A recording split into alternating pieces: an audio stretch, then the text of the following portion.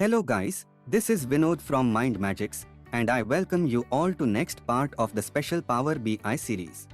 Our trainer will explain everything you need to know about the Power BI. Before beginning the session, we request you to watch the previous parts of the covered series. Check the link in the caption. In this video, let us look at the topics we will cover. We shall start with how to create DAX formulas in Power BI. DAX function like sum, max, average, count. Count function. Distinct count. Filters. Calculate function. Time intelligent functions. Date add function. KPI. Pie chart. Donut chart. Stacked bar graph. Stacked column graph. 100% stacked bar chart. Slicer. Power BI service. If you are new to the MindMajix channel, please subscribe and press the bell icon to get quick updates about the new tech tutorials, free webinars, and career-enhancing shorts from working professionals. Like and share the video with your friends and Power BI career aspirants. Without any further delay, let's start the video.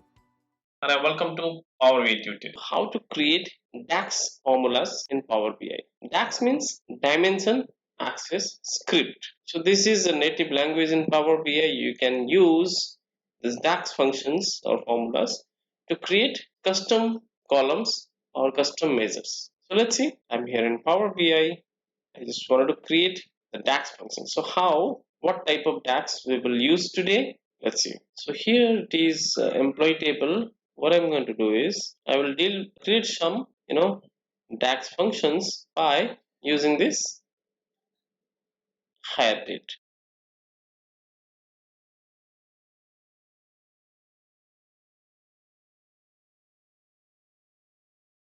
By using this dates. Okay. So what I'll do from this date here in this employee table, let's go to this site. Say okay, invoice date. Okay, we'll use this invoice date. All right. So here in the invoice table, I have invoice date. The date is basically is normal format. I just want to create some calculated fields from this date. For example, year, month, quarter, week, weekdays, and date. And then I can have a multiple, other date time functions here in this Power BI. Let's see. So you can choose this column and then click this button. Write a DAX expression that create a new column in the selected table. So the table which we have selected is invoice date, and based on the column invoice date, we are going to create a DAX expression. Click on this button.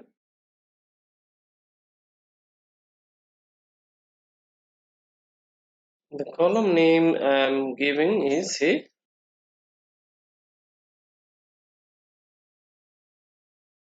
invoice year equal to use year function invoice, pass the invoice date into this. That's it. Click on this tick mark. It will generate a field which will extract year from invoice date. Got it? Same way, we will also create multiple fields. Click on this, and this will be quarter.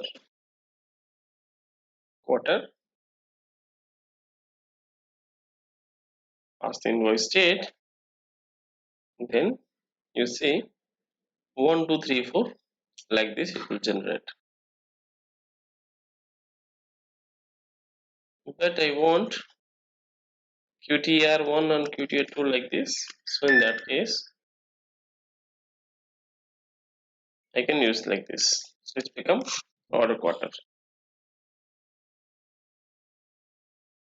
then month,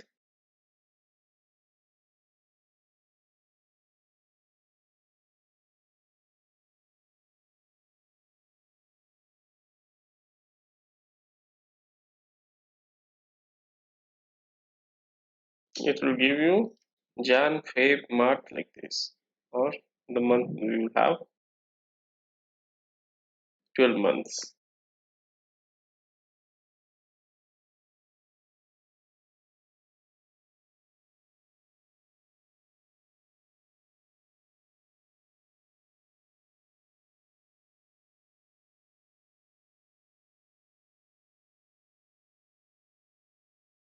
Then I'll use weekday, which is the next level of information, or week.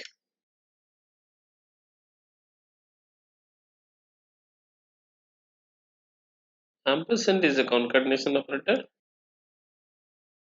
Week number is a function.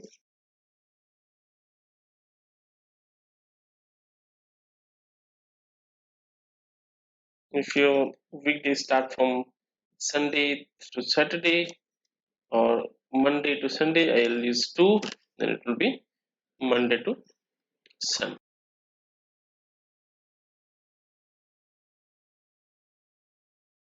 So this is the week. Then I want weekdays.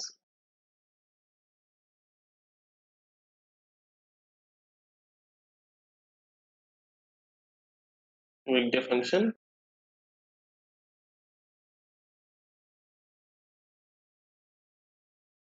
And same way, weekday, Monday to Sunday will be our week.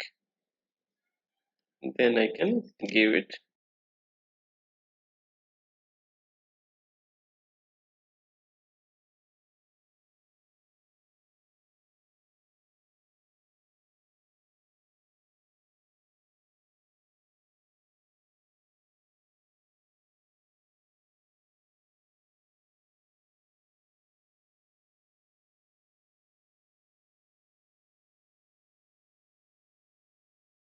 Here we have used month function. I'll just discard this, and month I can also take up this way,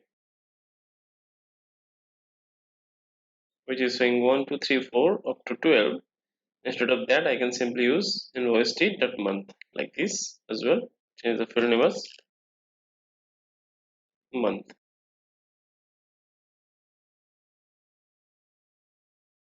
Okay, this we have got some basic functions, month functions. Now, I would also like to show some concept called as a hierarchy in Power BI. So what is hierarchy? Hierarchy is basically used to create drill down charts in Power BI. So by using these dimensions which I have created, year, month, quarter, week, and then weekday also I can create. I can then use this, you know, fields in the hierarchy.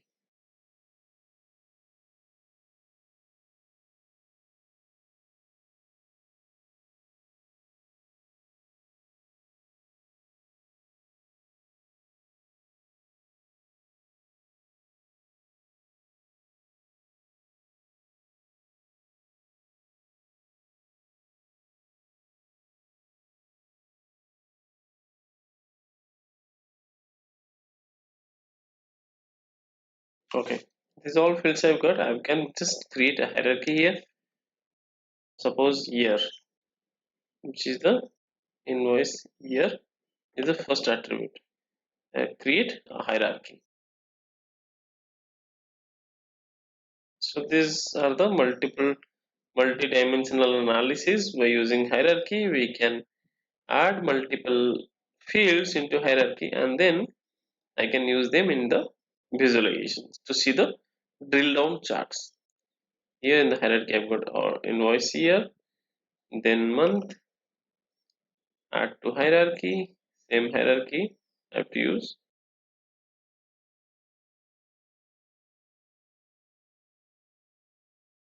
I can name this timestamp. Inside this, I can also add the quarter. Quarter was there, yes. Add to timestamp. So I have to add the items in a sequence. After quarter, month was supposed to be there, so I can just add the month after quarter.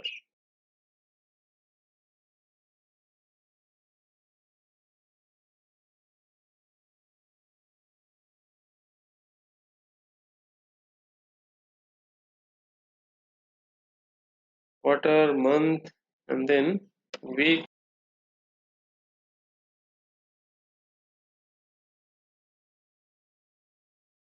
weekday,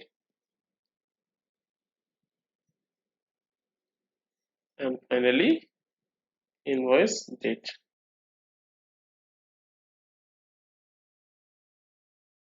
So in this timestamp drop down list, in drill down, I've got lot of attributes in a single dimension. Okay, I'll show you how to add this or how to use this in the visualization subsequently. Okay, moving on to next, let's see other date functions here in this invoice table. Say for example, I would like to show something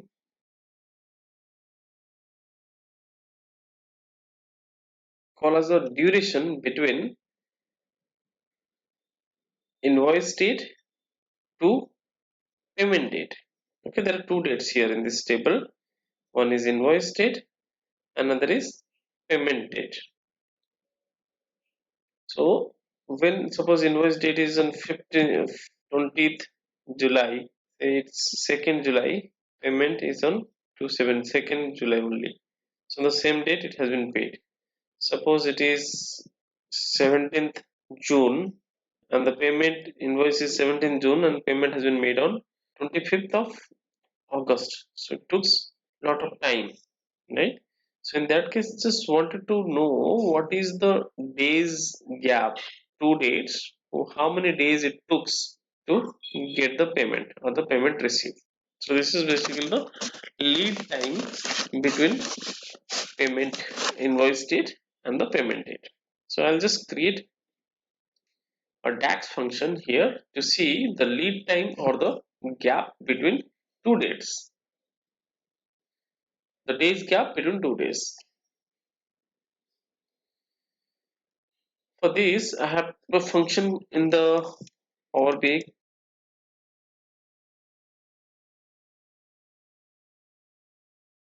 There's a function called date diff, means date difference function. I can use invoice date. Second date I can use payment date. And what is the interval I want? Interval in form of day, hour, minute, second, week, or year, or month.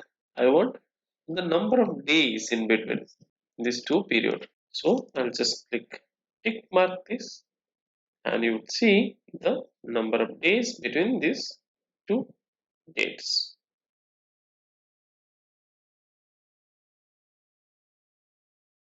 So between this date to this date, between invoice date, so 17th May, 18th June. So how many days it took? 32 days. Same way, 17th June, 25th August. It took 62 days. And same way, I can see all the other dates. Where there is 0, that means the payment received on the same date. Where there is -1, that means the payment received in the advance. That is also a possibility. Payment is done one day before and the invoice has been done later on. There might be a possibility. Like here is 31st August 2010, that is 13th September 2010. It's 13 days gap. So this is how we just use this date diff function.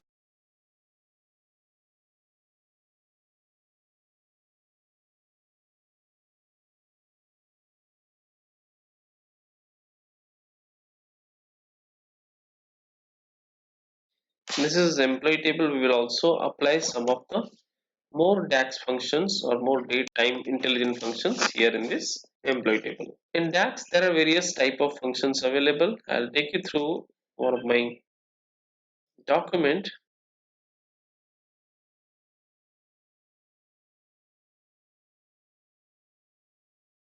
there are various type of functions. Logical function, logical means and, if, else, not, switch. All these type of functions are available. Then we have text functions. Here we can combine text, concatenate, find, fixed format, length, and all. There are various type of functions are available. Substitute, trim, etc. Then the functions which you are seeing right now is a date and time functions. Here I have used date functions. Now I'm going to show you date value function. What is date value function? Means whenever you create any field in the Power BI, say suppose employee table, I'll create a field called promotion date. Date is say okay 1st December 2012. Now this is basically string type of data. You see the data types are visible here in Power BI. This is when you're selecting this date, you're getting the data type is date. When you're selecting this resignation date, you're getting the data type is also date. So if it is a date type of function or column, then you can have the change of its format to any date format. Like this resignation date, its format can be changed like this because it is a date type of data. Correct. I'm just changing its format. But if you see the promotion date, I've simply added this as a text, right? In the double quote, I have given as text. What is the data type it's showing? It's showing the text. And can this be transformations? Can the format of this date be transformed? No, because it is a text type of data. Now, how I can just convert its data type to from text data type to date? So there is a method in the DAX called date value.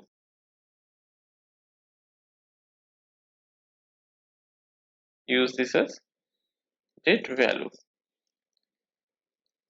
So when you use date value, the string can be converted to a date. Now you see this function convert date in form of a text to a datetime format. The date which is in text format, it will be converted to datetime format. Now see the data type of this field has been changed.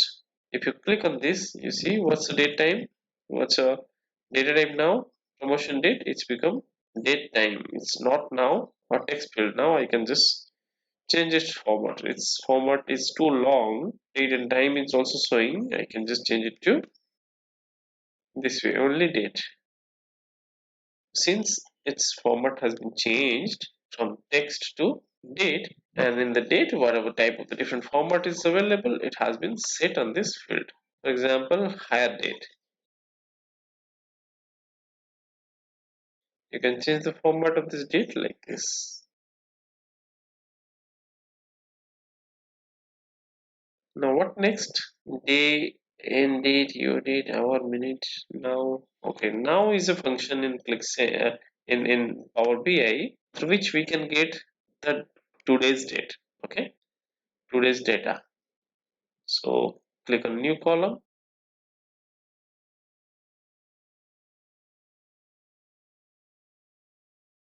now function. Just click on this, you would see today's data.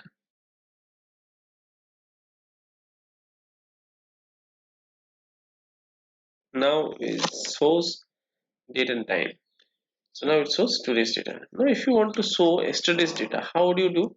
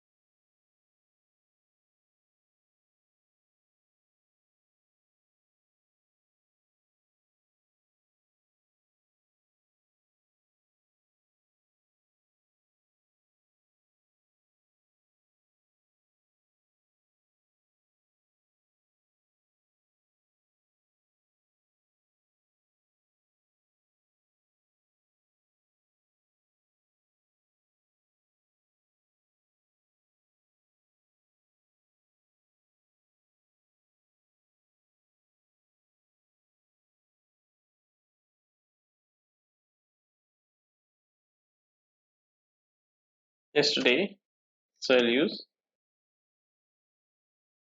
now -1. So it's yesterday, which is today -1, now -1. Same way, you can also give +1 for tomorrow. Now suppose I want to show the date, say this is hire date. Okay, I want to show 15 days minus to this hire date. I mean the date before 15 days back, or 45 days back to this hire date. In that case, there is a function called addDate function. By using addDate function, you can have say 45 days back of hire date. In data function, use the date, say hire date.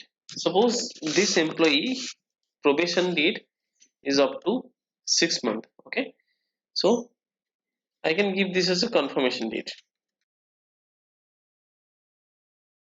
This hire date or joining date is this one, and confirmation date is 6 months later to this particular days, right? So employee date slash number of interval 6 slash month dot month. So from this date, it will exactly show you the date after 6 months.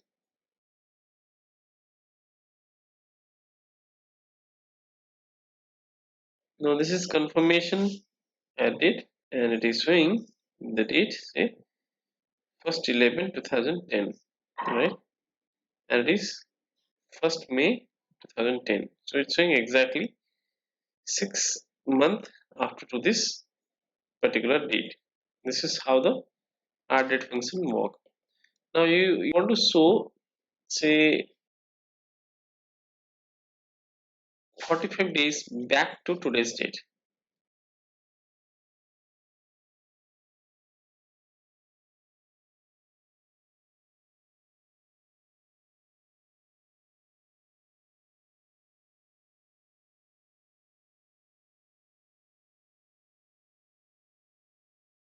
HireDate, minus 45. Minus 45 means, and here there is a unit by which you want to see the differences or intervals. You want to see by days, or by 45 months, or by 45 quarters, or 45 years. I want to show 45 days only. In that case, 45 days back. So if you want to see 45 days later, in that case, you don't need to give plus 45. You simply give 45. I think there's a problem here. So I'll go to order table. I'll click there because it has all many dates.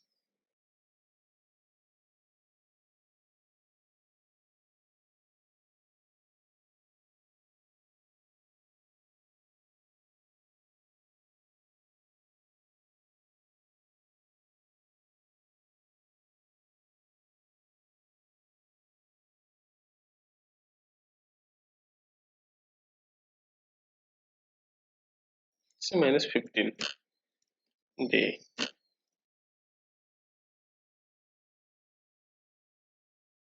So there's a field I have added. Say order date is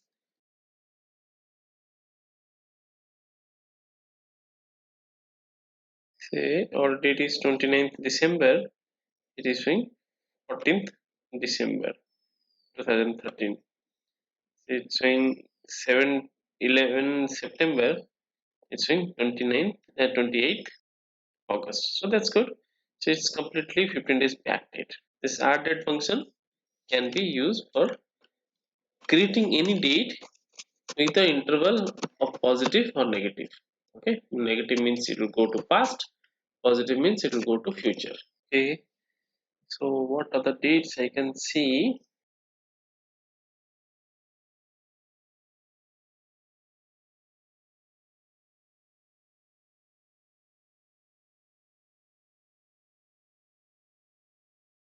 Different date formats.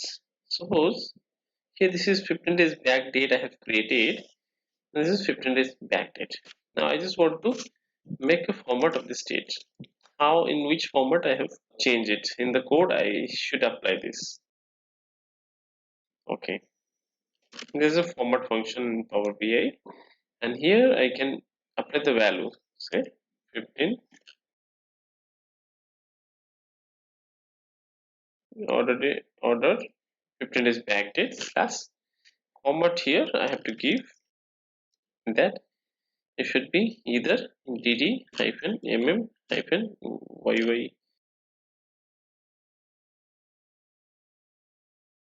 Now you see how this is changing the format, how this field is changing a format. This simple date, which is having the time functions also, is changing the format like this. Now I would like to change the format to, say, instead of double M, I would like to give triple M. Let's see what's happening. It will give you the dates in long format. 16th September 2013, 4th September 2013, whereas it is 4th 9 2013. So I prefer these dates are more intuitive and understandable. Now if you give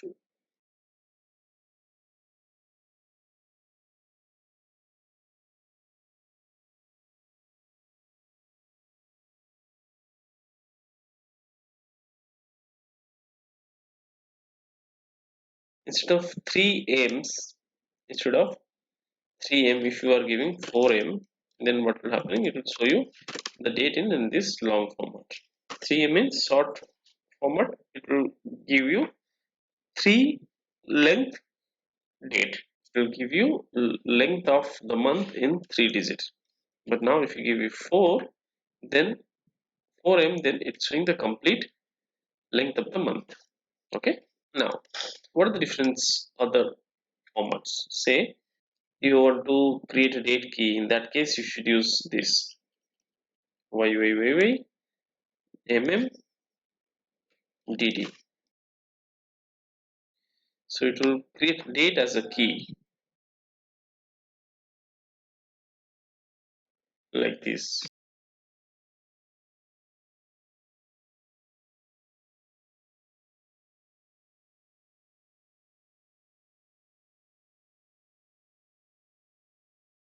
So this format will give you the data in the standard date format. You can give either a slash or hyphen. This will give you same output to me.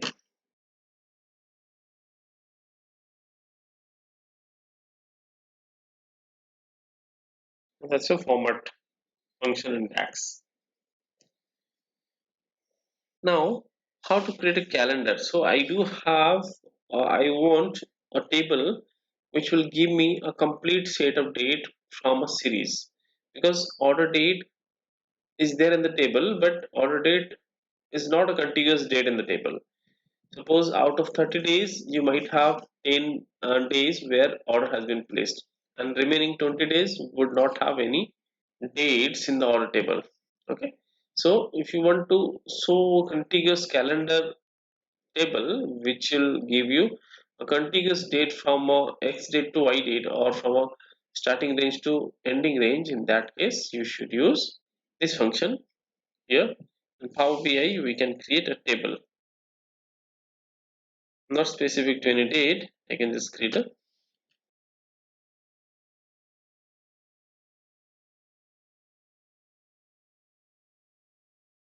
just go to data model, and there I can add a table.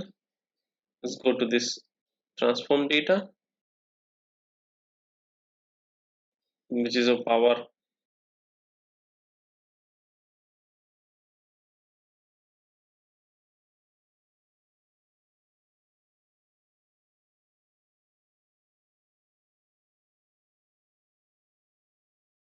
So here you can just create a new table by using DAX. When you're hovering it, you see it will give you dynamically. Also you can create a new table,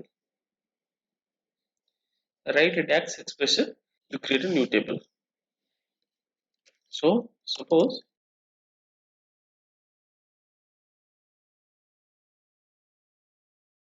date island is a table, calendar is a function, where you can use pass a series of the dates. So for example 2020 to 2021 complete date you will have.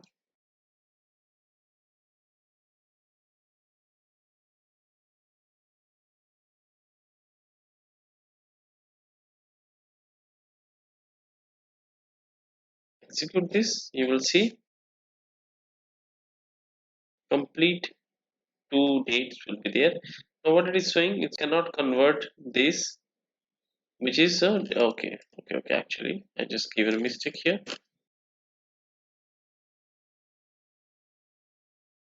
Now you see a complete set of date from 1st of January 2020 to December 2021. Every date is available, so I can just create this as a contiguous date calendar and correlate this table with the other table. This is what we call as a calendar object. Now here you would see in our data Iceland, I've just got data model. I have upgraded another field called data island, another table called data island where I have a date field here.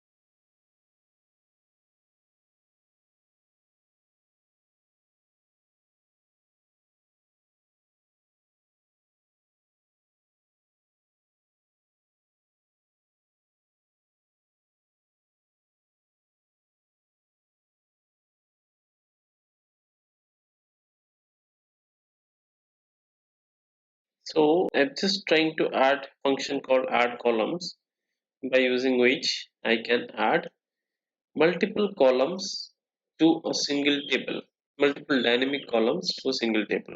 This is how it works. In the order table, I just could add two other field called as a order ID and weight.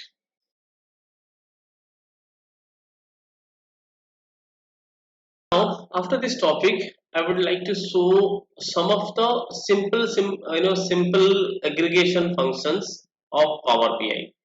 So when I say simple aggregation functions, they are like sum, average, minimum, maximum, count, distinct count. So these are all the frequently used functions or aggregation functions in the Power BI. So let us just see. We do have this data, order data. Now I would like to find out a value which is the max value of this data. So let's first just create a field with sum of this value. So remember, whenever we are going to create any measure or a fact, it should always contain an aggregation function. Either it may be sum, average, minimum, maximum, whatever it is. So if I'm going to create a new measure, here click on this. So if I'm going to create a new measure, I'll just create a new, click on this table, and we have to, in this case, we have to always use aggregation function here. So our aggregation functions may be sum, sum of any column. So sum will be used where? Sum will be used if you want to enumerate a numeric value. Sum cannot be used if you need to enumerate a list of countries or list of employees, right? So for enumerations of price, say for example, price or price is the column where we use the sum of. So whenever you are using a measure, always has to use the sum like this. And this is one. Second, if I just add this to here. So whenever I have added this order price, it's not actually recorded.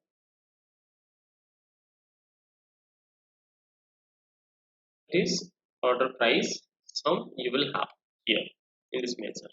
This is the order price. So whatever the data it will come in this column, the same is also will be populating over here. Now this is all about the sum function. So whenever you use any measure, you have to use a aggregation functions like sum or average and all. So this is what the sum is. Now I would like to show one more function which is average. Okay, average column name same way. So average will be the total sum all the data divided by the total number of data. Total price of all the orders divided by the number of orders, right? So this is what the average. I'm getting this average. The same way, max. This is what the average function is. Max function you can use. Max means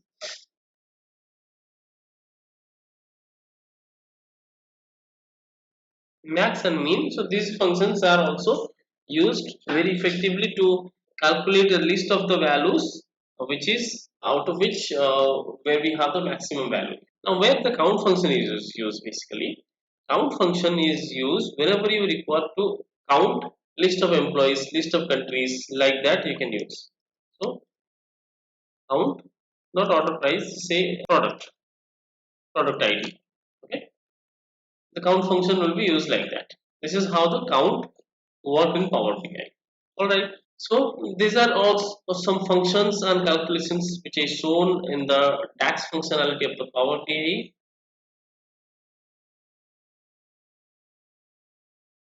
Now the next is count function. Where do we use a count function? Suppose I want to create a chart, a simple chart with count of orders.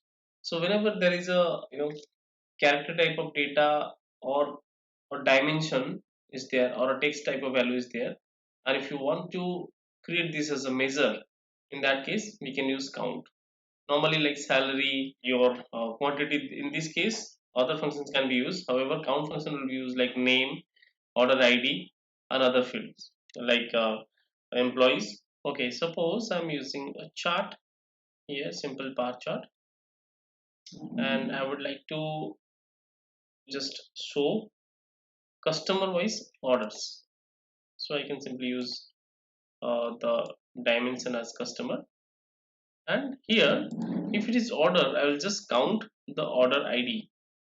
Okay, so order ID I'll just use this as the value, and here it will be, there are multiple aggregation functions are there, so I can use count. So now it is showing count of order IDs, list of the order IDs over here. Now this is what the count is. Now if I'll use a sum here, this will not be appropriate because this data is not for sum.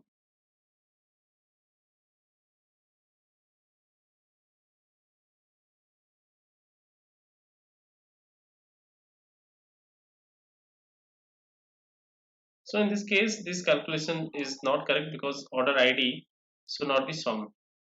So in this type of scenario the count is appropriate function to use. So count of order ID. Now this is count function. So whenever you want to aggregate the data and those data are not need to be sum of, like here it is order ID. If I will just try to change this to something different, customer wise say salespersons. Okay, salesperson, I'll simply drag it. So this will be always a salesperson will be a count. In that case we cannot use sum.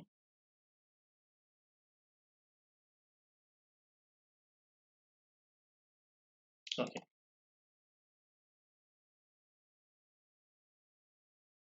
Now, one more thing I would like to show here.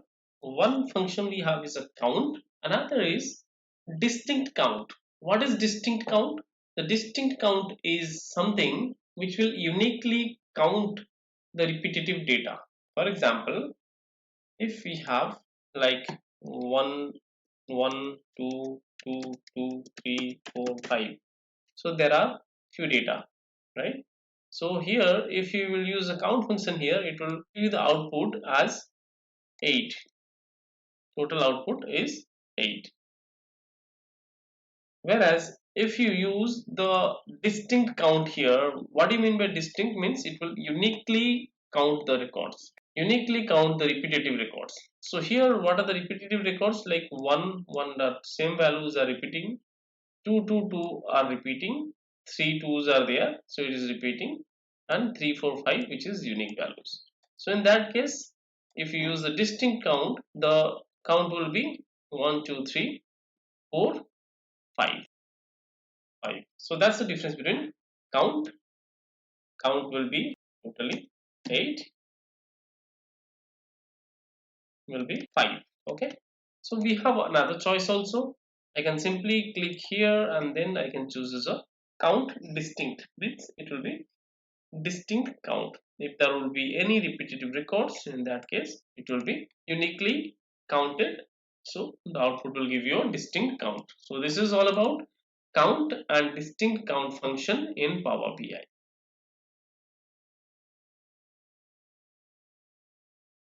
Let us apply some filter in the Power BI. How we can apply some filter Power BI. So the next topic is filters. Here this is a simple chart which is a bar chart which is showing from higher to lower sort order. I'll just make it haphazard sort order like this, and the measure I'll simply show as not quantity, no calculation. Okay, so now sum of quantity. Fine. No decimal values. Okay, no decimal values I want. I'll make it 0. Now filter. Here it is showing customer. So this is the filter pane in Power BI. Whatever the filter we will apply here, it will be applicable to this chart. Now suppose customer, I would just add a filter as country to this filter pane. So again, yeah, filter on this visual. I'll just add one more field to here, add data field to here, filter on this visual. And there are here two things are there for filter. You can apply a filter and restrict this filter to particular. There are three concepts are here in this filter. Let me tell you and let me highlight this. Filters on this visual means whatever the filter is being applied to this visual, you can just filter out to show this data. I mean, these filters are going to be confined or restricted to this particular object only. If I will apply a filter in this filter on this page, I may have many other controls also. Okay, in that case, if I will apply a filter on this page, then on selection of that filter, both the controls will be selected or affected. Now the third one is filter on all pages. So this will act as a global filter. Whenever I will do any changes on this filter, the entire data set will be affected. Like all the objects which is derived from this same data set will be affected by this filter. So it's ultimately applying filter to the data set. So all the objects which is being used by this field will be, suppose I'm adding country, whichever the object is having a relation to the country, they will be filtered out. Okay, so I showed you three filters. One filter is object specific, another is a page specific, and then third filter is a global filter. It will act globally on the dashboard level. So suppose I'm selecting country here, so any specific country I will select A, Argentina, Belgium, okay, Canada, Germany, Canada I've selected. So only few filters I have selected, and according to that filter you can see my data has been reduced. Okay, only few data are there, not all data are available. So this filter is applicable to my this object. Now if I will create one more object, suppose I'll create line chart. Suppose this is one. one more object I will create, add here. Then I'll add here one more objects, any other things I will add here. Suppose order, that is order month. Order month I will select axis, and then order ID I will select value. This is actually a line chart. Okay, all right. Now here I think all these months will be showing. Let it be cities. Now since I have applied this filter to this object, so if I will change anything, this will not be affecting to this second object. Okay, as you see, there is no changes in the second object. If I'll just clear this filter, all this data is showing, but there is no changes to this object. However, if I will just remove this one from here and then add this country to this filter on this page level, and I will try to select few countries. Now you see, both the objects are having the, they are experiencing the changes. As you see, so data are reflecting on this both the objects. Now if I will apply this filter on this third pair type, which is called as a filter on all the pages, so likewise if I will have multiple pages, same filter will be affected to the all the pages. So this is how the filter is working in the Power BI. Now the next topic is, see, we have applied this filter which is called as a country on this page label. Now it's showing all these filters based on this country selections. One concept is called as a all. What is all? If you just clear this, it will show you data all, right? So which is irrespective of any filter. So this is selection of all, and any specific data selected by filter will show you the data of that specific country.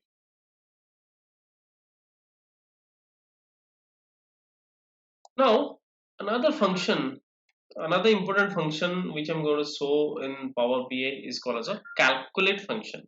What is calculate function then? Calculate function is used to create a calculated field or a calculated measure. Normally how we create the measure, this is a measure, right?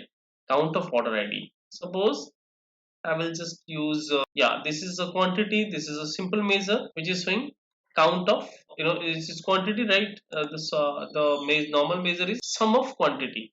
Okay, I mean it is showing the quantity irrespective of any data. You have the total data, so from the total data, those customers quantity customers have purchased, this is a total quantity of the customer bolero. Okay, total quantity irrespective of any selection. Now if you want to make a conditional analysis or a conditional measure, suppose I want to show here customer wise quantity of year 2012. In that case, how can I do? I can use if else condition for a dimension, but for a measure, how to do it? Okay, for measure I have to use a calculate function where I can add a measure as well as add a filter. Suppose if I will just try to correlate this with a simple SQL syntax, how do you write? Select sum of QTY quantity from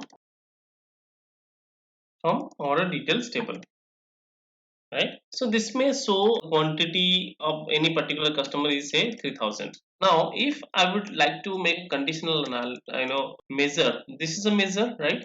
Sum of quantity. If you want to show conditional measure, then I have to use a where clause, where year is equal to 2012. Same way, how can I write this kind of scenario or syntax in Power BI? In that case, I have to use a calculate function. So let me just deliberate this calculate function. Here I have to use this syntax. It takes two parameters basically.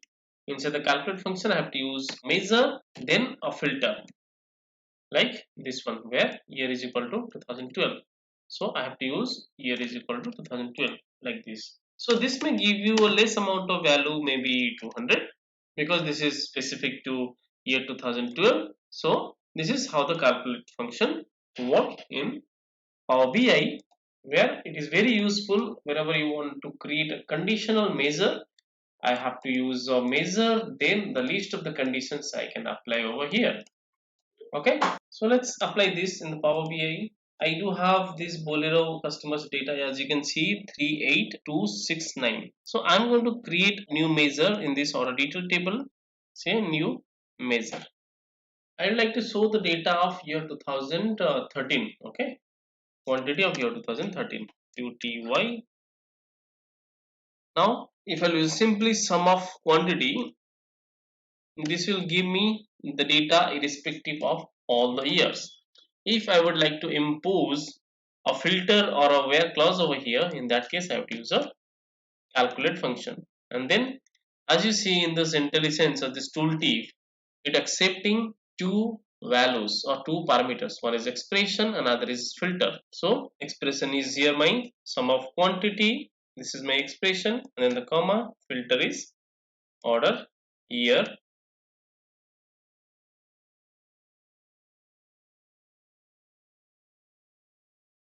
Order year is equal to 2013. That's it. Very simple. Calculate sum of quantity. Order is this. Now click on this. Now let's try to see the data, the differences of the data. Now I am just clicking on this chart, and instead of a single value, I will try to show a multiple values. Here I will use this as a bar chart. Same column I will use quantity, and instead of here it should be customers. Okay, customer of year 2013. Okay, now what's the difference here? Same thing, quantity by customer, it is showing 23,000, and here it is showing quantity of year 2013 against same customer. Okay, maybe in the 13 this customer do not have the value. Suppose I will change it to 2012, then you might get one more value or different value. Suppose this 2012. Okay, now in this case you will get another value against it. Bolero is having quantity is 8503. Okay, and this Bolero is having the total quantity which is 38,269. Why? Because this is the same customer which is having sales, which has the sales against all the years. However, this is the same customer which has consideration of the sales on this particular year, which is year 2012. So that's why we are using conditional measure by using a calculate function. If I will use even different year also, suppose year 2011, you might get another value according to the filter. Yeah, so earlier it was 8,000, now it is become less, which is 4,000. So but the total value here is unchanged, which is as it is, right? This is how this filter calculate function work. If you want to apply one more filter, it's not only this one filter. If you want to apply, say, greater than 2011 and order year is less than equal to 2013. So you can have a series of values. You can put a series of values over here. Now you see this is showing the data of year 2011 to 2013. However, this Bolero which is showing the total is showing same as it is 38269, but it is become increased 18257. It is increased. So this is how the calculate function work in the Power BI, which is very useful.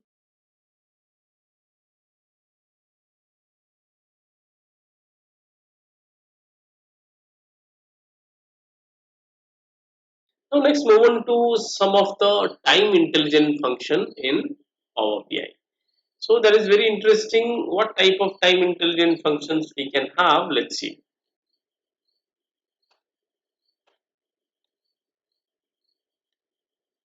Okay. So first of all, I will create a today's date. Any field I will create which will give me today's date.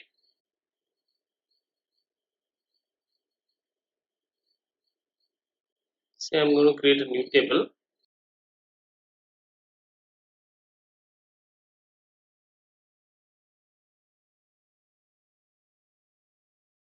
Time intel. I'm just given as a short name. This table name is a time intelligent.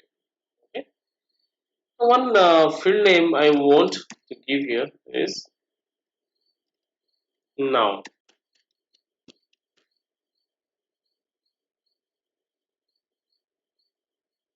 By default, one column will be created in this.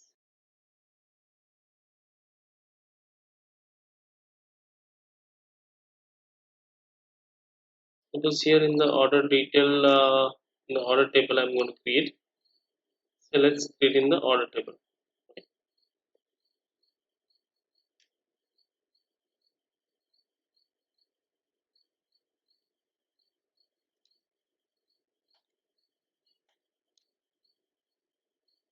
In the order table, I will create a field, new column, in DAX by using DAX. So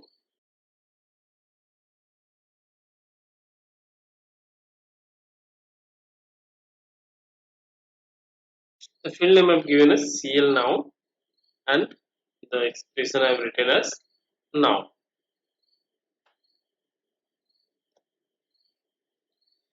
If I'm adding this field to this card, what it is returning? It is returning today's date, right? Today's date and time. Always this field will take up today's date and time. If I will add now minus 1, then it will give me previous date. Now plus 1 will give me another date. So same way I have to move on. So I will just duplicate this and create multiple functions.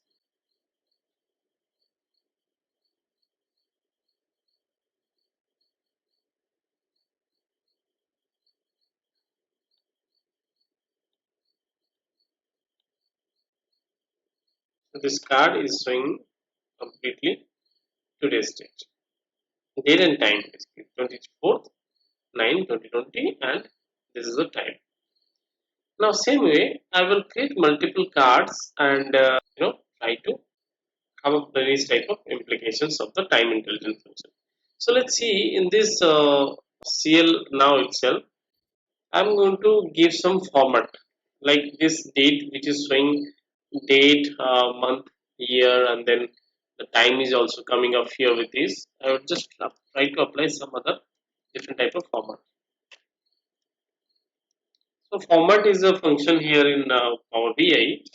Inside this, if you pass a raw data of date, you can make it formatted as per your requirement. Suppose I'm going to format it like this: TD hyphen MMM hyphen YY. What it will show me? Let's see.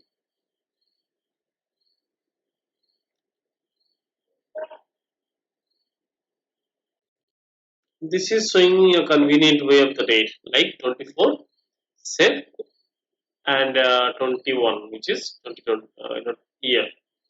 Right? If I will change the format like in this way, little bit different, like YYYY, then what will happen? It will give me complete year, like 24 September 2021.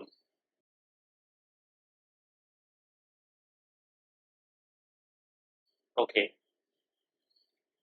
Now on this column only, I will apply various type of time intelligence functions.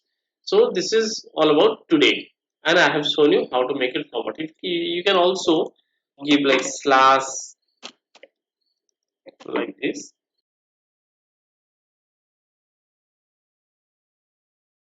the format will be display like this. Okay.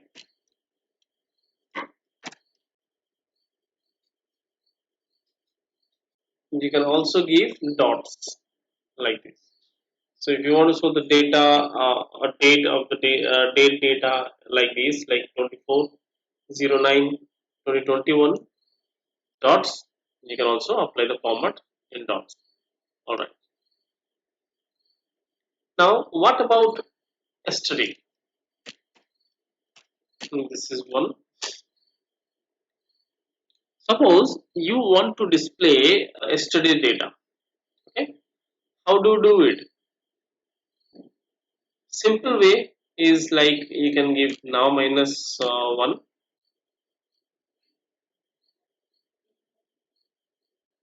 which is 23rd September 2021.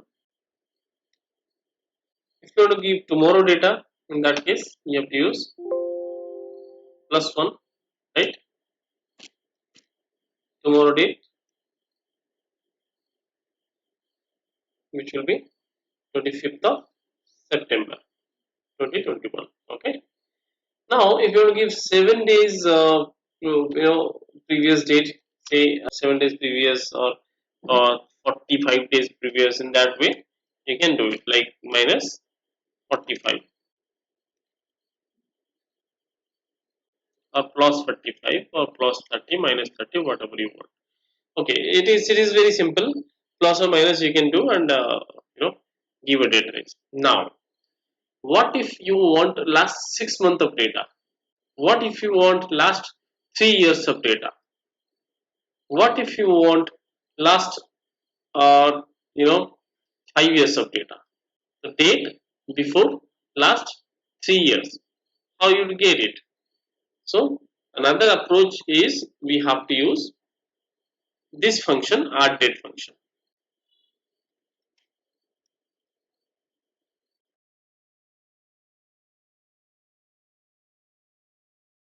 So this function name is called as a date add. So next function I am going to show you is a date add function. By using date add function, what you can do, you can go back to previous, your past or future with certain interval. Not only minus and plus with days, you can also make it intervals of years, interval of month, interval of time also. Okay. So here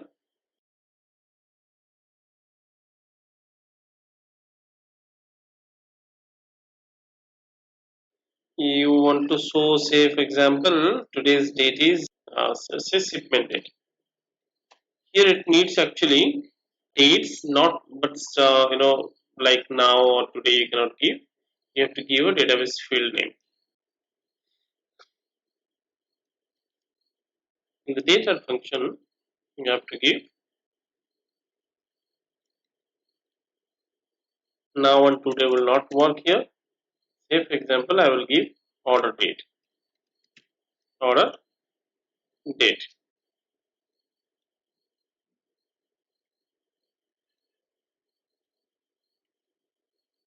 Now, comma, then interval. I want to show the data of last 6 months.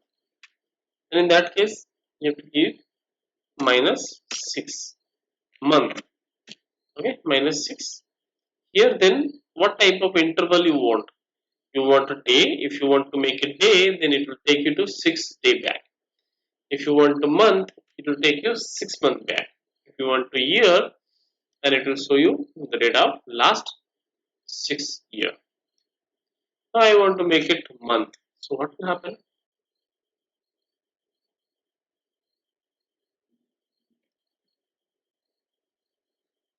So this is not a single row, right? It needs to be shown in a field. So what I can do, I can simply drag this and put it over here.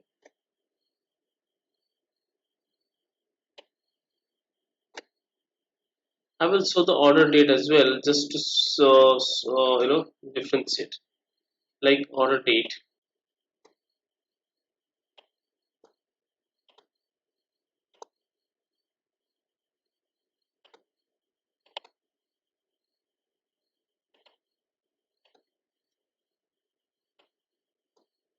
I'll first start the order date to this table.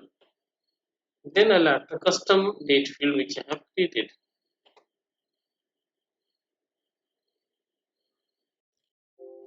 So I have added this order date, and then the field which I have created is column now. The custom field, I'll just start this one.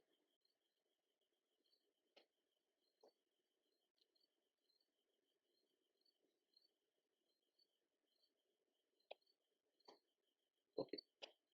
There are fields. Okay. So this data, it is showing the data which is exist in our table. Like we have in our table, we have the order date is 11/4/2012, right? It is taking me to 6 months back, right? 11 October 2011.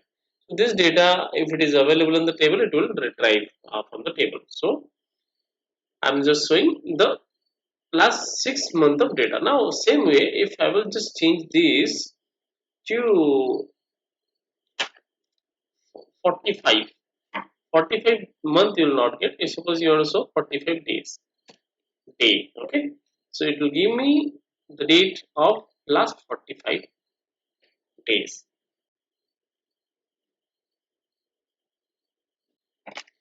For example, this is April, 13th of April.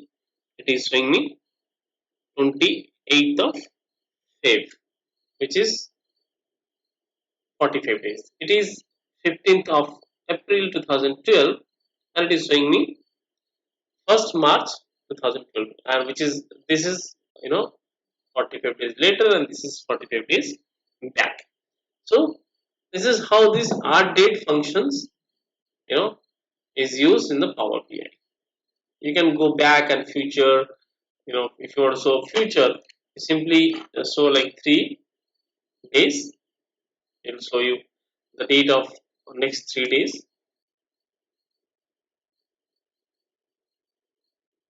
Like this is 12 and this is 15. Yes, exactly next 3 days.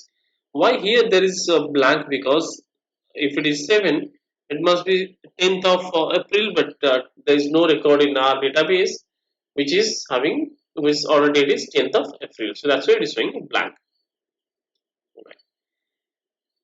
Okay, so this is all about the time intelligent function. So I do have multiple other factors, other options also to show in the time intelligent functions, which one we have added, which is the date add. So this is all about the date add function, where which is used to just show the date of future or past based on the interval you set. Okay, so this is all about the date add function.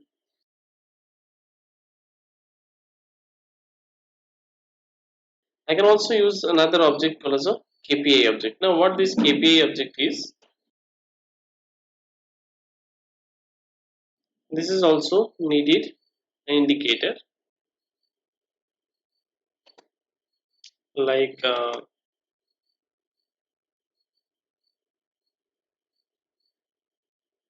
order detail quantity. I will take say a quantity.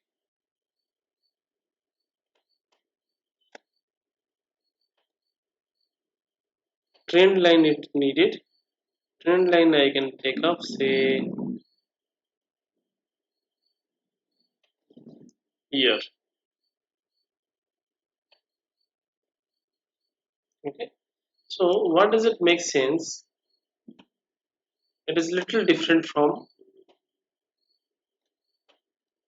card.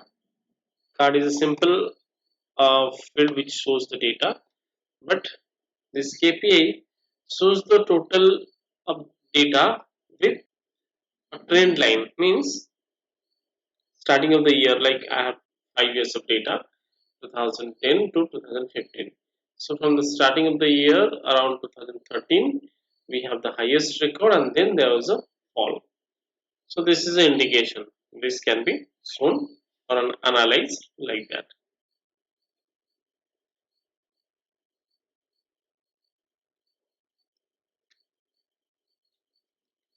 Stock, and name it as stock trend.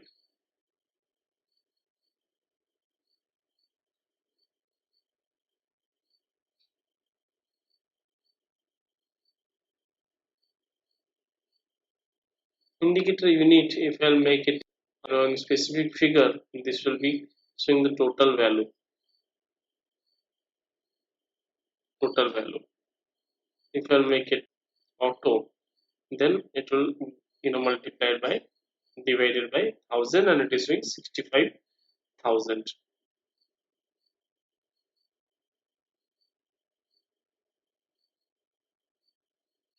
Okay, so this is more or less looking like the same card and this your KPI objects.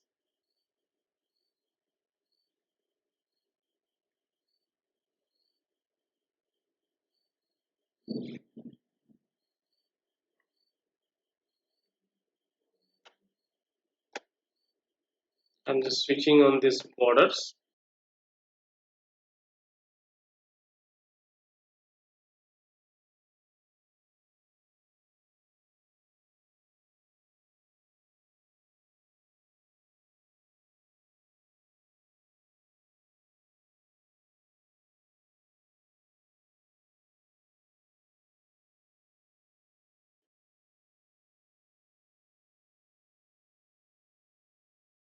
So let's start creating the various you know charts over here. So since this is landing page, main page, here I would like to show first of all major pie charts and do not charts I would like to show here. Small pie charts for representation. So first of all, say customer wise, month wise sales. Okay, customer will be very heavy. Say division wise, division is a legend, and number of customers. Even division wise, number of customers. So here, in order to create a pie chart, I have just added the pie chart, and here one attribute, one property is called as a legend, and another property is value. So when I've added this any dimension to this legend, it differentiates the colors.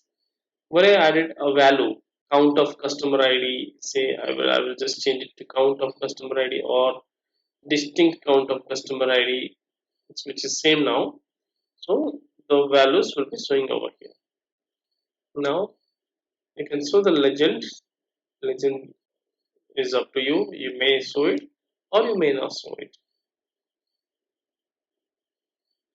Colors are showing, detailed label, data value and percentage. If you don't want to show the value and percentage, if you want to show only percentage of total, it will show you percent of total. If you want to show only data value, this will show you the value like this, the number of customers. If you want to show both value and percentage of total, this will show you like this. So for me, I would like to show the data value for all. That's fine. Then title. So I have to give the proper nomenclature to this title. So division wise customers. This is one object being created. Same way, I have to create multiple high level charts. Copy, paste. I'm copying and pasting it multiple times so that I can avoid repetition.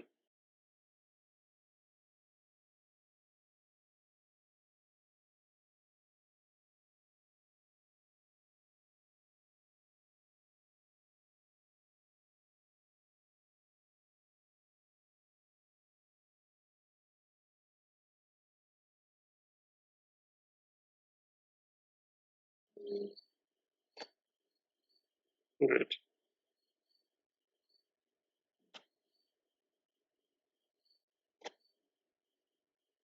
Go to format,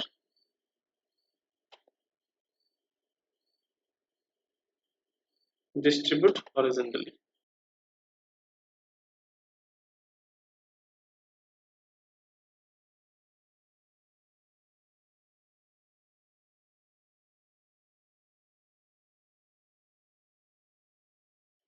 Okay. Now all my objects are created. So here I'll just make a small variations. So this is division, and say here I would like to show year wise.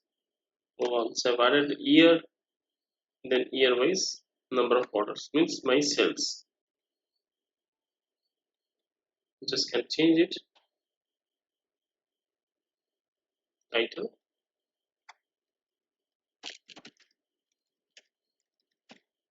year wise sales. Same way I can just give a little variation to this.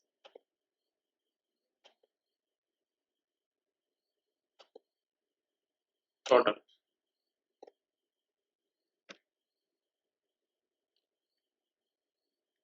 product wise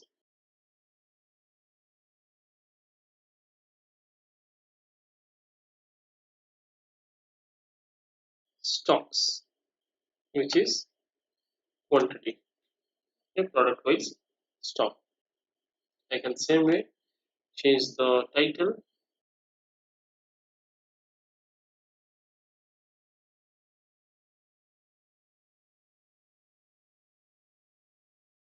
and same way I will just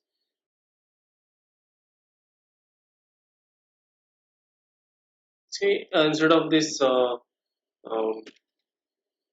pie chart,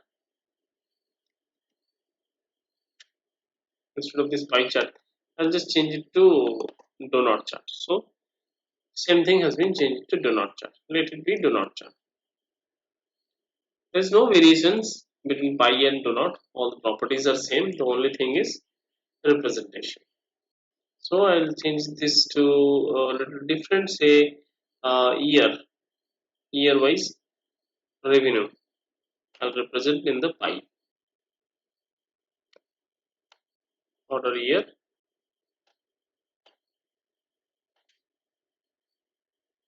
wise invoices. Invoice is my say revenue. Okay, invoice amount.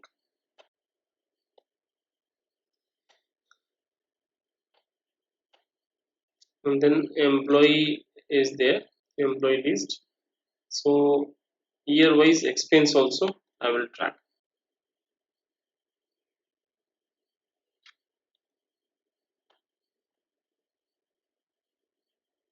This is employee salary.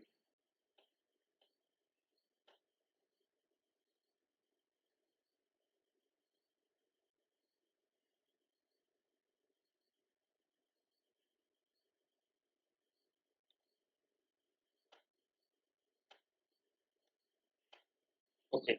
So this is year wise salary. So these are all my statistics which I wanted to show in my dashboard. High level statistics. Fine. Now same way I will go through the other charts, and when user will be landed, he will be able to see without any filtration.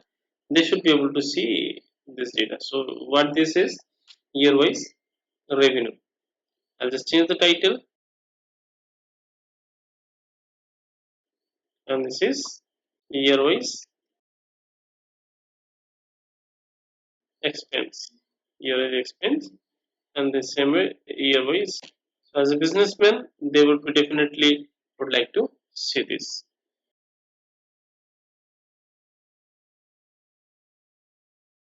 Now, moving forward, I would like to introduce start with bar graph.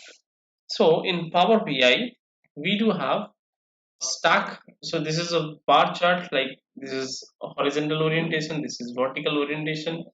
I will start from the left to right and try to cover all the visual objects which is provided by the Power BI.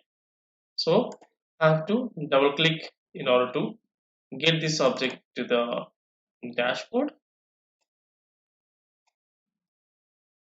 I can add preferably three objects over here. So this is a bar graph. It needs minimum one dimension and one measure to create. Now when I say dimension and measure, what do you mean by dimension? Dimensions are normally the data which can be used for grouping in the x-axis, like year, quarter, month, city, country, employees, designations, etc. etc. We cannot say dimension is purely a character type of data or purely a numeric type of data. You can use dimension, character type of data as a dimension, and numeric data is also as a dimension. For example, same way, the measure also be created with a character type of data like employee, roll number, employee ID. Those can be a character also. So in that case, the measure will be created by using the aggregation function count. And other data like your salary, expense, earning, these are the numeric data which can be used as a measure. So we will use this bar graph and try to create the dimensions and measures. So let me just click on this and then go to the order year. Order year, I'll simply drag it. As you can see, order year is a numeric data, but I can also use it as a dimension. So whatever the dimension is, I'll have to add it in the axis. This is axis. Then year wise number of cells I would try to highlight over here. Order ID is a number of order will be treated as my cells. So count of order ID, I can make it count or distinct count as well. Then what another features I have to create here, like I'll go to this and on this data label, switch on the data label, you can see this data label and title. In the title you have to change the title that year wise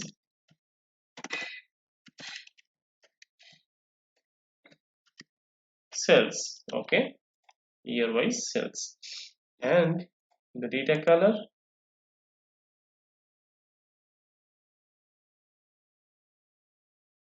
here we have legend. So years, in the year I can simply add this order year to the legend so that each of your years will be differently colored, right? All my years are differently colored. And then legends, which is showing over here, I don't want the legend over here, I can switch off this, but that's fine.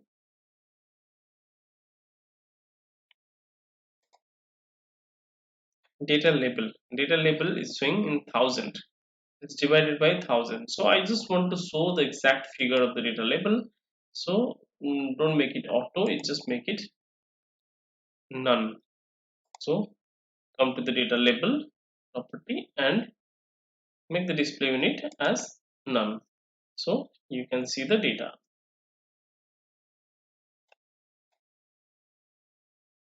And this position, if you have make it auto, then it should be taken inside this segment, inside end,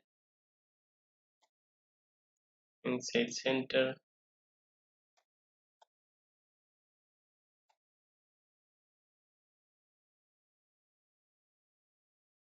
All right, so this is a bar graph, and in the y-axis it's count of order ID. I will just have to change the measure here.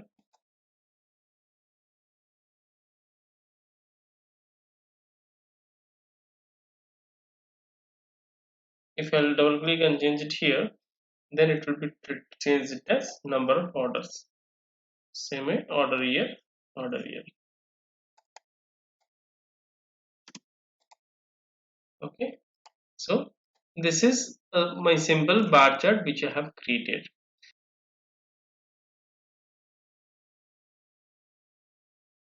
Now the second approach of creating a bar chart is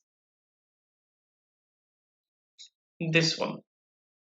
So say it is a simple bar chart. It is also saying you can also create this as a stacked bar chart. Stacked. This is one dimensional bar chart. So I will try to also create a stacked bar chart. So this chart and this chart, both these are same. This is just a horizontal orientation. This is a vertical orientation. I will create a stacked bar chart by using the vertical orientation. So let's see. I can just use this and I would try to add month-wise cells. Okay, so this is month, and here I would not take number of orders. I would just try to so the quantity is sold. Okay, so quantity I'll just try to add it. So now this data has been showing the order month and quantity. Okay, so what actions I have to take on this? First I just have to change the colors. Okay, that's fine. The color I will add for other attribute. First of all, I will sort it. It should not be sorted by numeric value like it's saying higher to lower. I just want to sort it alphabetically, not by numeric. How I can change the sort order? Right here in this three dots, you can see there's an option called as a more options. So when you click on this more options, you will get this sort ascending, sort descending, both of these two options you'll be getting, and sort by month or sort by quantity. So it is now I define as a sort by quantity by default. I'll just change it to sort by order month. So what it happens,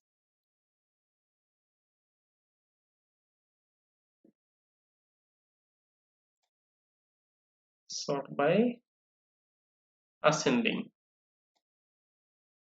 So when I sort by ascending, this month of the data has been sorted in this way. And then next action is I have to enable the data label. Okay, this is the data label which I have enabled. Quantity should not be auto, it should be like this, none. So the total values of the quantity will be displayed. Then title. So in the title, okay, I will change the title later on. Order month, quantity, fine. Now this is become a single bar chart with a single dimension and single measure. Okay, dimension is month and measure is quantity.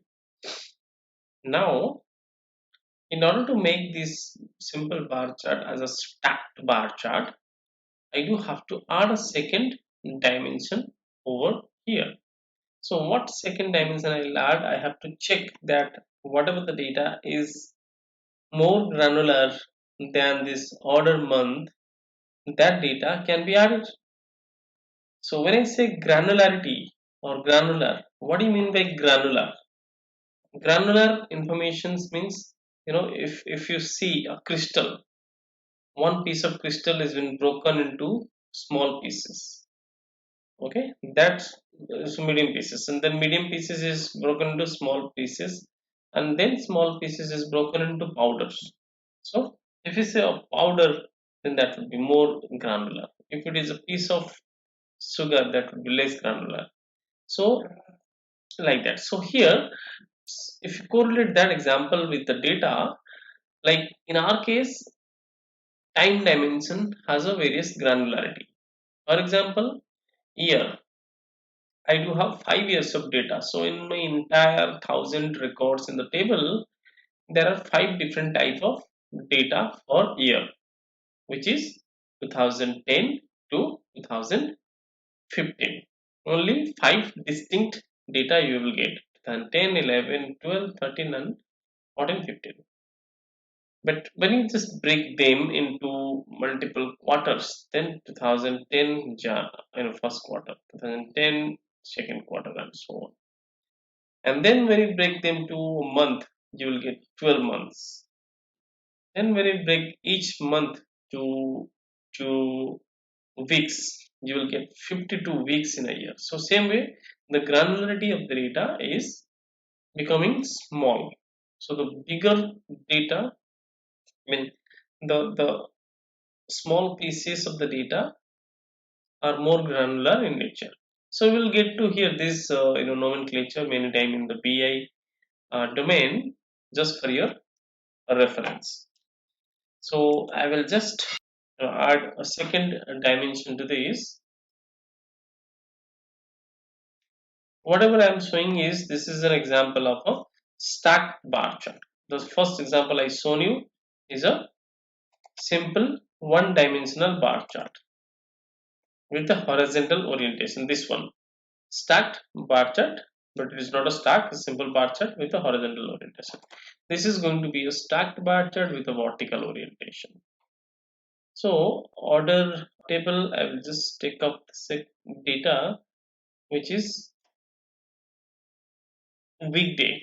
Weekday means it is Sunday, Monday, Tuesday, and so on. So if you'll add these to weekday, for each month you will get 6 days. Like there are 6 days in a week, so you will get, like,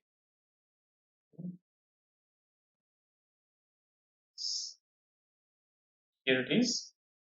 Weekday 1, 2, 3, 4 is showing. Okay, it should have shown other way.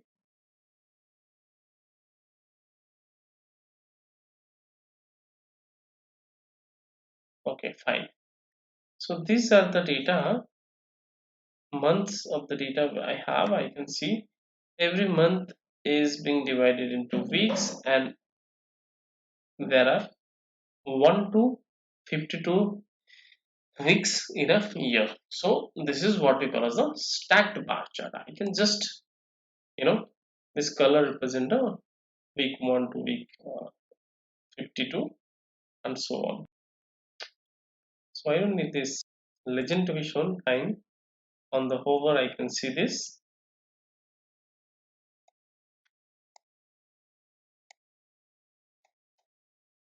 Very intense. When I just change this to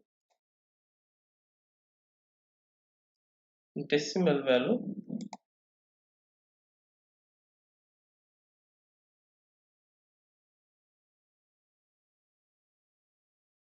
so the total label, it is showing the individual labels, right? Total data label is switch up now. If I just make it total label, so total label is, you're getting the total label of the data, which is 77, which is higher in nature, and then they are been broken into multiple pieces. So you're getting 4 captions over here: order month, order week, quantity, and then total. Total is fixed for this bar. Alright, so now I can just name this data as month and week wise stock, isn't it? This is month and week wise stock.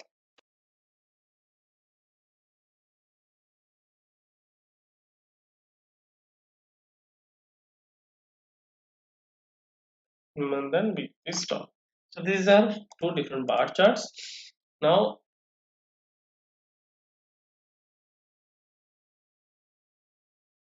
another type of bar chart is also available, which is called as a 100% stacked bar chart. What is 100% stacked bar chart? Means it is this bar graph, it is showing the number of the quantity, or the total quantity, but this 100% bar graph will show the percentage of the quantity out of the total quantity. Okay, out of the total quantity of the month of say August, it will be showing. See this is showing 17,000 this much, and 17,000 is contributing how much percentage from the 77,000 it will be showing. Okay, in percentage. So let's see. I will just recreate. I will try to create one more dashboard. That dashboard will be sales analysis. There I would only focus on the sales dimensions and measures, sales measures and dimensions could be different. So as I said, as per our DAR methodology, first page is a dashboard, second and subsequent pages will be the analysis page, then we will have the reporting page. So I will just copy it, I will duplicate this. Instead of creating a new dashboard from the scratch, I will just make it duplicate.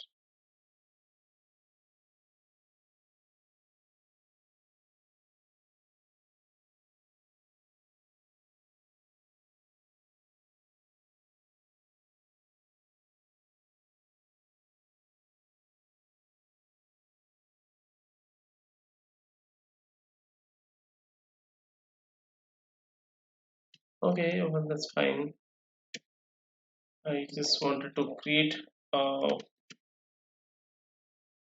shadow effect, but I feel border is good. Giving border is good because shadow is not fitting well on this screen.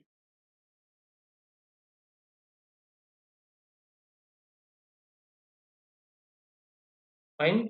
So let me create subsequent pages. So instead of creating subsequent pages from the scratch, I will just make it duplicate and try to create a new page.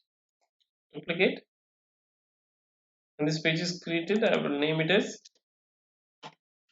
sales analysis.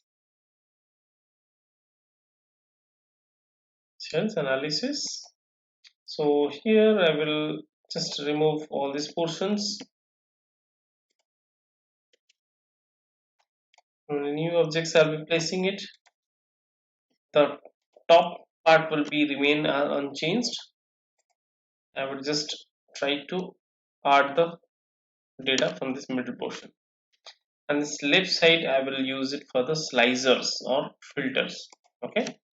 So what I'll do here,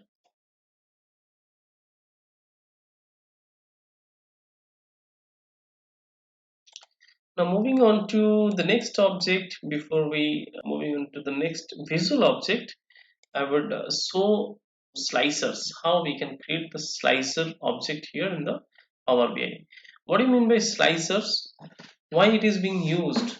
Slicer are used for slicing and dicing, means filtering the data on various selection criteria or various input criteria. So if I will just double click on this, it will be fitting on this location, this space. And what I can use it here, I can add multiple attributes. So first of all, I will add customer to this, then I will add country. So instead of adding from the individual objects, if I'll add individual multiple of attributes in a single slicer object, then this will be showing like this type of drill down. So I don't want this drill down, I can create one more slicer like this. Okay, customer, then product, major attributes I can show. So whenever I'm just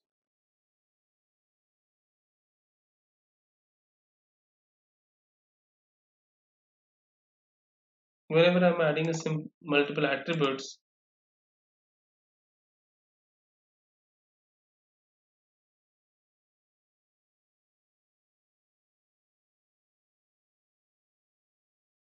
add a product to this,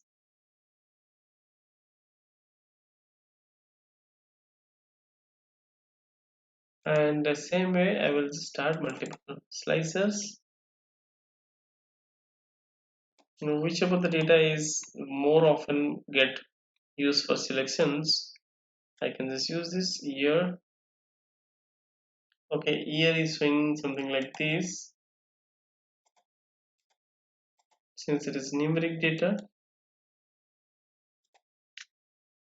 I can simply drag this here. So instead of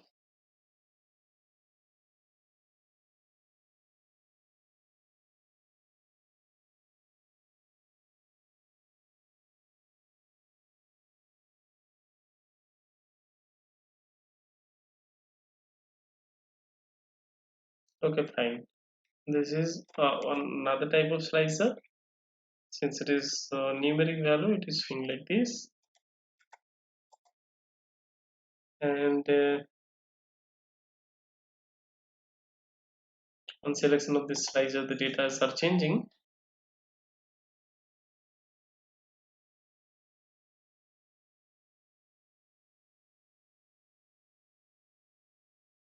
Same way, order month I will add.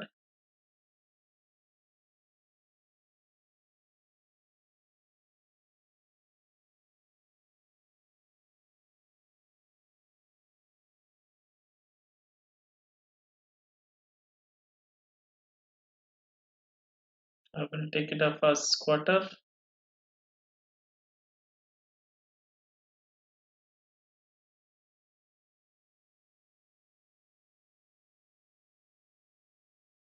Okay, alright. So these are my standard filters I have applied for the dashboard. So whenever I will create subsequent pages, I'll just have to create this filters for other pages. I'll just copy and paste it.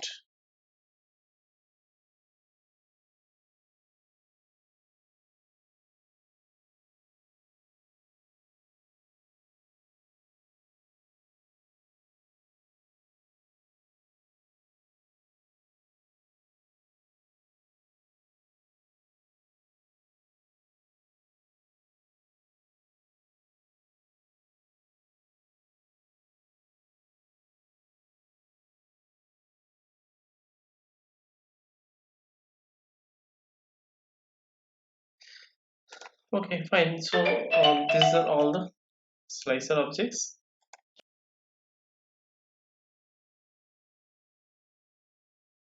Power BI service. This does not require any physical environment in the client machine. It it is basically a subscription based product. It requires some licenses with certain use for certain users and for certain durations. And rest other hassles will be taken care of by the Power BI. You don't need to think of to purchase a server, purchase a public IP address. You don't need to think about the disaster recovery, data backup, and all those server related activity. So Power BI will take care of all these things. Your data will remain in the Power BI environment. So this is the only point where people are getting reluctant. See, in case some government organizations, if other organizations whose data is very crucial, they may not allow to store their data in the Power BI cloud, where cloud is a third party application for them. But in that case, the choice should be the enterprise server. And if organization is small and they or medium or intermediate, they're open to share the data to the Power BI server, then they can just purchase this Power BI service license. It will be a subscription base, and it will be your data and the dashboard will be hosted to the cloud environment. So I do have a Power BI service credential. So what I'll do, I'll just try to connect my dashboard and to host my application or the dashboard which we have created to the Power BI service, which is a cloud-based Power BI server. Okay, so let's start. I actually connected to the Power BI service so far. So basically, whenever you would like to host your dashboard, you just simply have to publish. Okay, so before that, before I publish, let us go and let us understand the Power BI service and the various utilities available in the Power BI service environment. Okay, let's explore the Power BI server, Power BI service login from here. What I'll do, I will try to see, it's asking for buy now also. You can start right from here, you can buy now. Otherwise, if you have the license, you can simply logging in, and it basically provides the some days of trials to the corporate email addresses. Okay, so it's basically asking for me to verify the identity by a text message or call message. So I would prefer for the text message. Now I should be getting an SMS which I need to authenticate. Okay, so I got SMS and I will just connect to my Power BI service by using the authentication SMS. Here we go. Don't choose this option, don't show this again. I won't. It's asking for that. Do you do this to reduce number of times you ask for the sign in?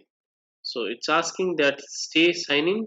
You want your session token will be alive unless until you don't forcefully log out.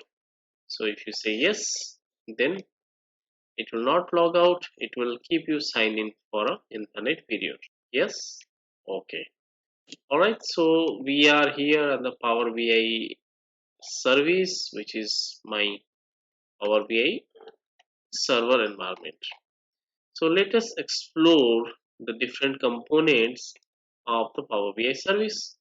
So starting from this right here, I do have my email address. I do have, this is a free account. Of course, there are some limitations of the free account, because when you just start creating the Power BI portfolio in the Power BI service, it will give you 30 days trial period where you can enjoy the complete flavor, the complete feature of the Power BI service. However, beyond 30 days, it will not, restrict you to log in. Rather, this will allow you to log in just like me, and it will be converted to a free account. At any time, you can just buy Pro now, or you can convert to a Power BI professional account or Power BI service. So, what's the difference between the Power BI Pro and the Power BI Free Edition? The major difference, what I feel, is in the free edition you can do anything. You can do deployment of your database, deployment of your dashboard to the Power BI portfolio, but only restriction is you cannot do the scheduling. You cannot schedule refresh of your data. As you see in the screen, it is by using this Power BI Pro you can schedule the data refresh. But if you use a free version, although you can upload the data, although you can upload the dashboard, for the time being your dashboard is latest, but in a due course of time the dashboard and the data and the informations will be obsolete, and your dashboard will no more be worthful, so that it should be refreshed. So it is giving me an opportunity to convert the free account to a 60 days pro trial. So let's try. I hope it might give, or I don't know. You know all the videos of it. Okay, great license. Okay, great. So I think I've got a full feature access to the Power BI service. It's a pro actually. It is having the features of the complete Power BI environment till 60 days. So we can enjoy all the functionalities. So let's start here. This is the license type is Pro. The trial version remaining 59 days is there. Okay, all right. Now what's here? This is setting, notification, downloads features. So let's start with the setting. My personal storage, admin portal, manage gateway settings and all. So let us explore all these features one by one. So here in a Pro, it will give you access of 10 GB. This is basically a pro trial user, right?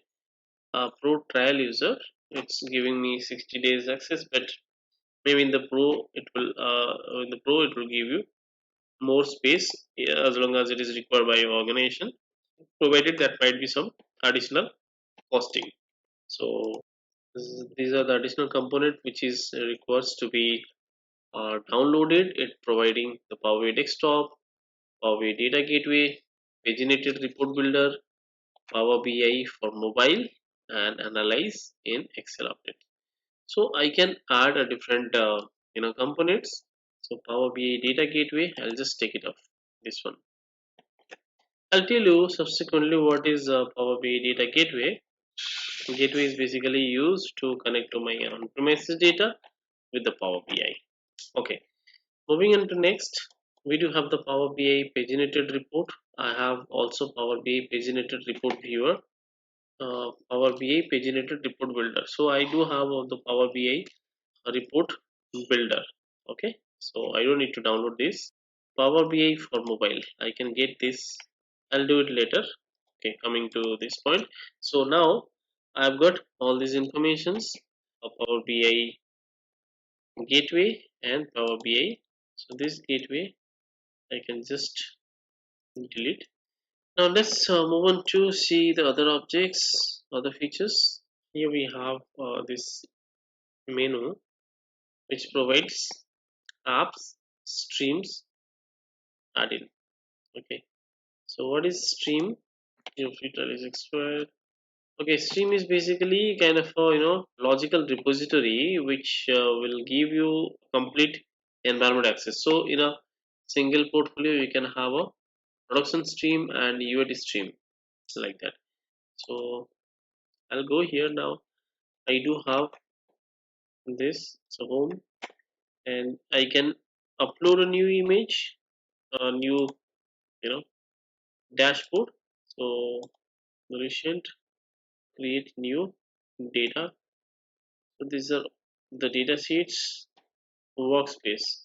So there can be multiple workspaces. I do have my workspace. It is being created. So I can also create one more workspace. So now what is workspace? Workspace is one workspace is created is called as my workspace. Another workspace I can create is workspace. As a self name is self-explanatory. So this is unique in the world. So that's why it is checking for the availability. Amit workspace is available. This will be kind of a subdomain where your dashboard will be hosted. So your workspace is completely isolated entity from another workspace. Whatever you will do, that will be confined to that workspace only. Okay, save. There's access option is given, so you can also provide the access to here. You can have multiple users access. So I just wanted to add one more user. This is invalid user. So this is not going to allow me to create invitation to user who are in Gmail or any free email. It is basically asking me what to add any other user who is part of your organizations. So my organizations, I cannot give email address of any other users. So just this is how this, just want to tell you, this is how the user are created. I can give any other user email address, and what type of user is that? He's admin, member, contributor, or viewer. So viewer to admin, based on that he has a highest privilege, and viewer is the reverse. Okay, from admin to viewer, highest to moderate, moderate to lower, and then lowest privileges are there. Okay, fine. So now my workspace is created. Workspace name is Amit workspace. I am here in the Amit workspace. I can move on to, I can go inside other workspace also to see the data is available over here. So I am publicly can see this in the my workspace. I do have two dashboards and the two different databases. So if I go to one more workspace, Amit workspace, there is certainly no content over here. So absolutely no content. New report, paginated report, dashboard, data flow and all. So this is Basically here you can also upload the dashboard. Otherwise, right from the Power BI desktop, you can host your dashboard to Amit Workspace. So this is a web-based environment. What I'll do now, I will go to the Power BI desktop.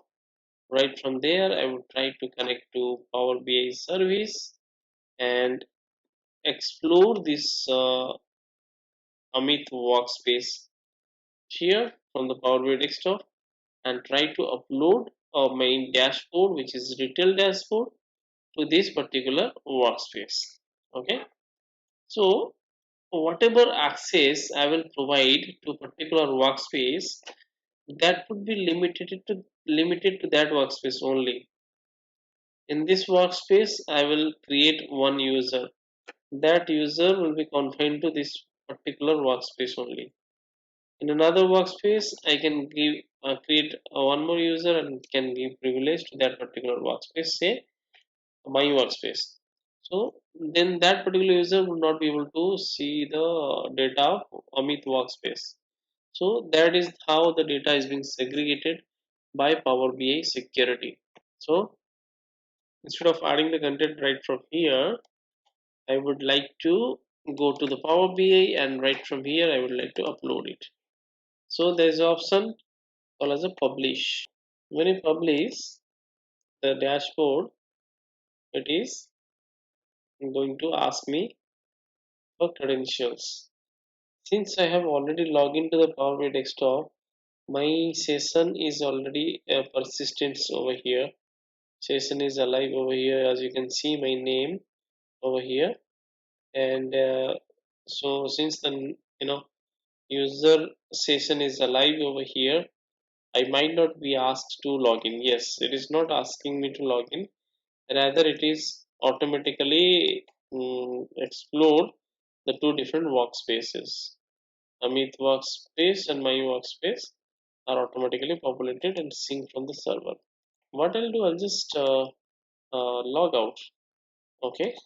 Now when I just sign out, you see, I have signed out from the Power BI desktop. Now my session is no more exist. So whenever I will publish, it will ask me to first connect to the Power BI service or the cloud-based server. So it is just to ensuring it is asking that you save the Power BI desktop, the dashboard. Do you want to save the changes? I said yes. Now it will ask me for email address and the password. So it validated the user. Now it is asking for password. When I'll give the password, it will take me to verify my account. So it is again try to verify my Power BI service account. So it is giving me an SMS. When I verify this detail, I should be able to log into the Power BI server. Now you see my session is activated. You see my name is auto populated over here. As long as I'm not going to sign out, my session will be reset over here. So I can see I have created in my Power BI service, I have created two workspaces. One was earlier there, I created earlier, and this I just created today, now. So choosing this, and I'm going to select this for deployment. So now it's publishing the retail dashboard in form of PBIX, okay, retail dashboard PBIX to Power BI. So it is asking me that did you know you can create a partial view of your report tailored from mobile phone? On the view tab, select mobile layout. Yeah. Since I have created the mobile layout for different dashboards, I can go in the view tab, I can create the mobile layout and the dashboard will be visible as per my design, as per my design preview. Okay, got it. So my dashboard is created and deployed. If I want to click on this, I should be able to open my dashboard in the web. Yeah. So my Power BI dashboard, it is having all these tabs in the left side, and this is completely full screen. I just want to make it full screen here. View, fit to page. Like this, I can make it full screen. So it's giving me a complete good preview. Even it's better than Power BI desktop. It's giving me complete preview of my dashboard. Now it will not, here it is giving me the different dashboards or sheet preview. I can write from here, I can go to any other sheet. Else I do have this navigations which I have already created. It does not require any control button to be clicked because it's a web-based interface. As I told, I'll click here. On a single click, it is taking me to this particular page. So you see this beautifully populating the data, and I can rightly go back and go forward. This is go back very easily. I can go to the back page, or else I can go forward. This way I can go, or else I can directly go to landing page. Right from here, I can click on any page where I can see the beautiful visualizations of Power BI with detailed informations. These are the different previews. Fit to width. If you make it fit to width, that means your Power BI interface will be there. The console interface will be there. The dashboard will be fully expanded by width. However, the height can be scrollable. Actual size, it will be actual size like this. High contrast colors, there are different colors are available. Yeah, it looks nice actually. For those who are having color blindness, they can use this preview. High contrast colors. This facility is actually inbuilt. This one is also black and white and white and black. Okay, so these are the different previews. Actual size, fit to page. Fit to page means it will be fit by height as well as width, and based on the complete size of a dashboard, it will be completely filled by height and width. And fit full screen means it will be completely filled across the screen. It will be filled across the screen, and the preview is very beautiful. So it was all about this Power BI service. I do have few bookmarks. I have created one bookmark over there, so I can directly go to that bookmark also. If I choose this bookmark, it is giving me, it is taking me to that particular page and giving me the exact output which I have saved it. Okay, this is what the bookmark is. Well, so this was all about a high level overview of Power BI service. In subsequent sessions, we will go more deeper into that, how to publish and schedule the dashboard refresh and all. So for now, this is all about the Power BI desktop, and we have deployed the dashboard to the Power BI service, and these are the high level features.